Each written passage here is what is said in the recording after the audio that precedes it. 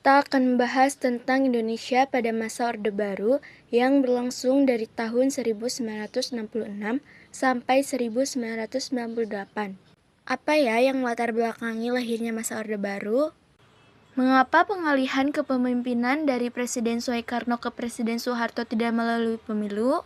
Dan peristiwa apa saja yang menyebabkan lahirnya Orde Baru pada peristiwa G30 SPKI, Tritura, Super Semar, dan dualisme kepemimpinan nasional? Lahirnya pemerintahan Orde Baru ini tidak terlepas dari berbagai krisis politik, ekonomi, dan sosial yang dialami Indonesia pada masa demokrasi terpimpin. Salah satu peristiwa penting yang harus kita bahas adalah adanya gerakan yang dilakukan oleh PKI pada tanggal 30 September 1965 atau peristiwa yang kita kenal dengan istilah G30 SPKI.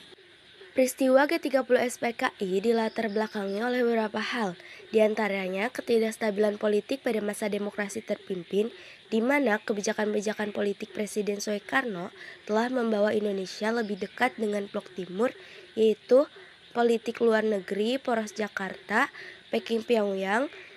Dicetuskannya konsep Nasakom oleh Presiden Soekarno yang membuat kedudukan PKI semakin kuat serta adanya konflik antara pemerintahan dengan TNI Angkatan Darat yang menentang keberadaan PKI dalam peristiwa berdarah ini. 7 tokoh penting dari TNI Angkatan Darat dibunuh oleh PKI dan dimasukkan ke dalam satu lubang sumur di daerah Lubang Buaya, Jakarta. 7 tokoh tersebut adalah Letjen Ahmad Yani, Maijen R. Suprapto, Maijen Harjono, Brigjen Seo Taojo, Brigjen DI Panjaitan, Maijen S. Parman, dan Letu P.A. Tendean. Mereka kita sebut sebagai pahlawan revolusi yang diabadikan pada Monumen Revolusi yang terletak di Lubang Buaya, Jakarta. Pasca tragedi G30 SPKI, kondisi politik di Indonesia sangat tidak stabil. Kepercayaan masyarakat terhadap pemerintahan Presiden Soekarno semakin menurun. Selain mengalami krisis politik sebelum lahir Orde Baru, Indonesia juga mengalami krisis ekonomi dan sosial, di mana keadaan perekonomian Indonesia saat itu mencapai tingkat inflasi hingga 600%. Harga-harga barang dan kebutuhan pokok melonjak tinggi, hingga tidak mampu dibeli oleh masyarakat. Selain harganya yang melonjak, ketersediaan bahan pokok juga semakin langka. Kelaparan dan kemiskinan pun terjadi di berbagai daerah. Ironisnya, pemerintah justru menggarap proyek mercusuar dengan membangun bangunan megah seperti Tugu Monas, Stadion Gelora Bung Karno, Gedung Sarinah, Hotel Indonesia dengan patung selamat datang di Bundaran HI, dan bangunan megah lainnya. Semua kondisi yang sudah disebutkan ini membuat masyarakat marah terhadap pemerintahan Presiden Soekarno. Atas kemarahan itu muncul aksi-aksi dari masyarakat, terutama untuk menuntut penyelesaian yang seadil-adilnya terhadap pelaku G30 SPKI. Aksi-aksi tersebut dipelopori oleh Kesatuan Aksi Mahasiswa atau KAMI, pemuda, pelajar, sarjana, buruh, wanita, guru, yang kemudian bersatu membentuk Front Pancasila pada tanggal 26 Oktober 1965. Setelah lahirnya Front Pancasila, aksi-aksi demonstrasi yang menuntut pembubaran PKI semakin gencar dan meluas. Sampai akhirnya pada tanggal 12 Januari 1966, Kesatuan Aksi yang tergabung dalam Front Pancasila ini mendatangi DPR GR dan mengajukan Tritura, tuntutan rakyat. Tritura berisi bubarkan PKI, bersihkan kabinet dari unsur-unsur G30 SPKI dan diturunkan harga. Tuntutan rakyat ini tidak dipenuhi oleh Presiden Soekarno. Sebagai gantinya, Presiden Soekarno melakukan perubahan kabinet dari Kabinet Dwi Kora menjadi Kabinet 100 Menteri. Namun di dalam kabinet baru ini masih ada tokoh-tokoh yang terlibat dalam peristiwa G30 SPKI. Sehingga pada saat pelantikan Kabinet 100 Menteri pada tanggal 24 Februari 1966, Kesatuan Aksi Front Pancasila melakukan demonstrasi dengan memenuhi jalan-jalan menuju Istana Merdeka untuk menuntut dipenuhinya Tritura. Aksi ini kemudian dihadang oleh pasukan Cakrabirawa, yaitu pasukan yang dibentuk oleh Soekarno yang terdiri dari anggota TNI Angkatan Darat, TNI Angkatan Laut, TNI Angkatan Udara, dan Polri. Bentrok antara pasukan Cakrabirawa dengan demonstran pun terjadi dan menyebabkan gugurnya seorang mahasiswa Universitas Indonesia bernama Arif Rahman Hakim. Sebagai akibat dari peristiwa tersebut, Presiden Soekarno justru membubarkan KAMI, Kesatuan Aksi Mahasiswa Indonesia. Hal ini semakin menurunkan kepercayaan masyarakat terhadap Presiden Soekarno dan memperparah krisis politik yang terjadi. Untuk mengatasi krisis politik yang memuncak pada tanggal 11 Maret 1966, Presiden Soekarno mengadakan sidang kabinet. Sidang kabinet ini diboikot oleh para demonstran yang tetap menuntut pembubaran PKI. Belum lama Presiden Soekarno berpidato dalam sidang tersebut, tiba-tiba dia diberitahu oleh Komandan Pasukan Cakrabirawa Brigjen Sabur bahwa di luar gedung istana ada pasukan berseragam tanpa tanda pengenal. Menyadari bahwa keadaan sudah tidak aman, Presiden Soekarno segera meninggalkan sidang.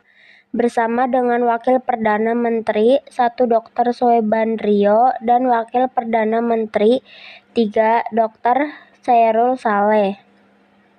Presiden Soekarno segera menuju Bogor dengan helikopter. Sidang kemudian ditutup oleh Wakil Perdana Menteri 2 Dr. Zelaimena yang kemudian menyusul ke Bogor dengan mobil. Lalu 3 orang perwira tinggi TNI Angkatan Darat yaitu Maijen Basuki Rahmat, Brigjen Muhammad Yusuf, dan Brigjen Amir Mahmud juga sepakat untuk menyusun Presiden Soekarno ke Bogor. Sebelum berangkat ketiga TNI Angkatan Darat, pemerintah izin kepada Soeharto selaku pemimpin TNI Angkatan Darat. Pada waktu itu Soeharto sedang sakit dan diharuskan beristirahat di rumah. Niat ketiga perwira itu kemudian disetujuinya. Maijen Basuki Rahmat bertanya kepada Soeharto, apakah ada pesan yang hendak disampaikannya kepada Presiden Soekarno. Soeharto menjawab, sampaikan saja bahwa saya tetap pada kesanggupan saya. Beliau akan mengerti ucapan Soeharto ini mengacu pada kesanggupannya untuk membubarkan PKI asalkan mendapatkan kebebasan bertindak dari Presiden Soekarno. Di Istana Bogor, Presiden Soekarno dan jajaran kabinet yang hadir membuat konsep surat perintah yang ditunjukkan kepada Letjen Soeharto. Surat perintah ini kita kenal dengan istilah Super Semar, yaitu Surat Perintah 11 Maret. Super Semar berisi pemberian mandat kepada Soeharto selaku Panglima TNI Angkatan Darat untuk memulihkan kondisi politik dan kewibawaan pemerintah. Keluarnya Super Semar ini dianggap sebagai tonggak lahir masa Orde Baru. Setelah menerima mandat Super Semar, tindakan pertama yang dilakukan oleh Soeharto keesokan harinya adalah membubarkan dan melarang PKI berserta organisasi massa yang bernaung berlindung ataupun seasas dengan PKI di seluruh Indonesia berhitung sejak tanggal 12 Maret 1966. Pembubaran ini mendapatkan dukungan dari rakyat karena salah satu teritura yang terpenuhi. Tindakan berikutnya berdasarkan mandat Super Semar adalah dikeluarkannya keputusan Presiden nomor 5 tanggal 18 Maret 1966 tentang penahanan 15 orang menteri yang diduga terkait dan menunjukkan etika tidak baik terhadap penyelesaian masalah pemberontakan G30 SPKI. Sejak membubarkan KAMI dan tidak memenuhi tuntutan rakyat untuk membubarkan PKI, pamor Soekarno kian merosot. Presiden Soekarno dianggap sebagai pemimpin yang tidak aspiratif terhadap tuntunan rakyat. Sebaliknya, sejak mengemban Super Semar, nama Letjen Soeharto semakin populer. Kondisi ini berakibat pada munculnya dualisme kepemimpinan nasional. Pada tanggal 22 Juli 1966, Presiden Soekarno menyampaikan pidato berjudul Nawaksara. Pidato ini disampaikan sebagai pertanggungjawaban atas sikapnya dalam menghadapi G30 SPKI. Namun isi pidato Nawaksara ini ditolak oleh MPRS. Sementara itu, pada awal Juli 1966, Super Semar dijadikan sebagai ketetapan MPRS. Dengan demikian, Presiden Soekarno tidak dapat mencabut Super Semar dan secara umum, Soeharto mempunyai kedudukan yang sama dengan Soekarno, yaitu sebagai mandataris MPRS. Soeharto diberi mandat oleh MPRS untuk membentuk sebuah kabinet baru bernama Kabinet Ampera, yang kemudian diresmikan pada tanggal 28 Juli 1966. Tugas utama Kabinet Ampera adalah untuk menciptakan stabilitas politik dan ekonomi.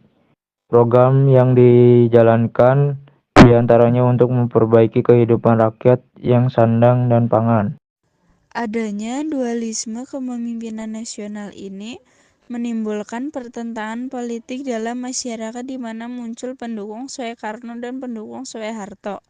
Hal ini jelas membahayakan persatuan dan kesatuan bangsa. Situasi politik di Indonesia pun semakin menanas.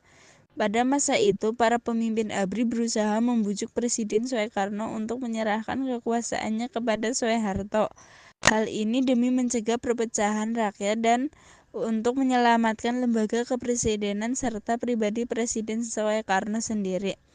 Kemudian, salah seorang sahabat Soekarno memohon agar Soekarno mengakhiri dualisme kepemimpinan ini. Ia menyarankan agar Soekarno menyatakan nonaktif di depan sidang MPRS dan menyetujui pembubaran PKI.